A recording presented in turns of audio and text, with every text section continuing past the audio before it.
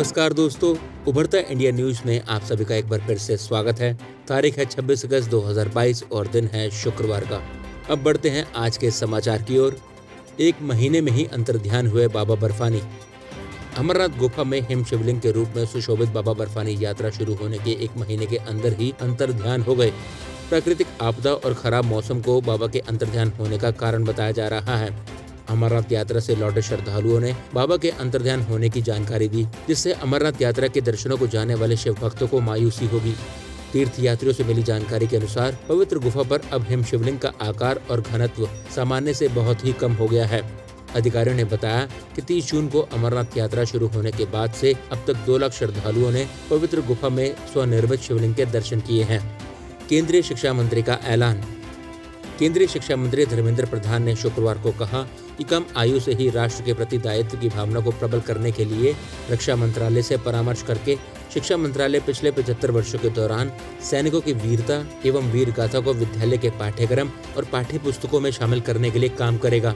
वीर गाथा प्रतियोगिता के 25 विजेताओं को सम्मानित करने के बाद प्रधान ने कहा कि भारत के वीरों को सम्मानित करने के लिए आजादी का अमृत महोत्सव से बेहतर कोई उत्सव नहीं हो सकता।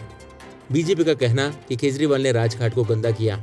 दिल्ली के मुख्यमंत्री अरविंद केजरीवाल के आवास पर आप विधायकों की बैठक संपन्न होने के बाद सभी विधायक केजरीवाल की अगुवाई में महात्मा गांधी के समाधि स्थल राजघाट पहुंचे, जिसे लेकर दिल्ली के बीजेपी के सांसद प्रवेश वर्मा ने पलटवार करते हुए कहा कि केजरीवाल ने राजघाट को गंदा कर दिया है। हमारे कार्यकर्ता जाएंगे और उसको गंगा जल से साफ करेंगे। आम आदमी पार्टी ने समिति की सिफारिशों का पालन क्यों नहीं किया? उन्होंने L1 का कमीशन 2% से बढ़ाकर 12% क्यों किया? वे इन सवालों का जवाब देने में नाकाम रहे हैं। 3 सितंबर को नौसेना के बेड़े में शामिल होगा INS विक्रांत। नौसेना के उप प्रमुख वाइस एडमिरल SN घोरमड़े ने वीरवार को कहा कि स्वदेश में निर्मित विमान वाहक पोत INS विक्रांत के सेवा में शामिल होने से हिंद प्रशांत क्षेत्र में शांति और स्थिरता सुनिश्चित करने में मदद मिलेगी। घोरमड़े ने कहा कि INS विक्रांत को 3 सितंबर को कोची में एक कार्यक्रम में नौसेना में शामिल किया जाएगा और इस कार्यक्रम में प्रधानमंत्री नरेंद्र मोदी शिरकत करेंगे। प्रयागराज में नदियों का दिखने लगा रौद्र रूप। यूपी के प्रयागराज में तेजी से बढ़ रही गंगा और यमुना ने अब रौद्र रूप धारण कर लिया है, जिससे हजारों घर प्रभावित हो रहे हैं।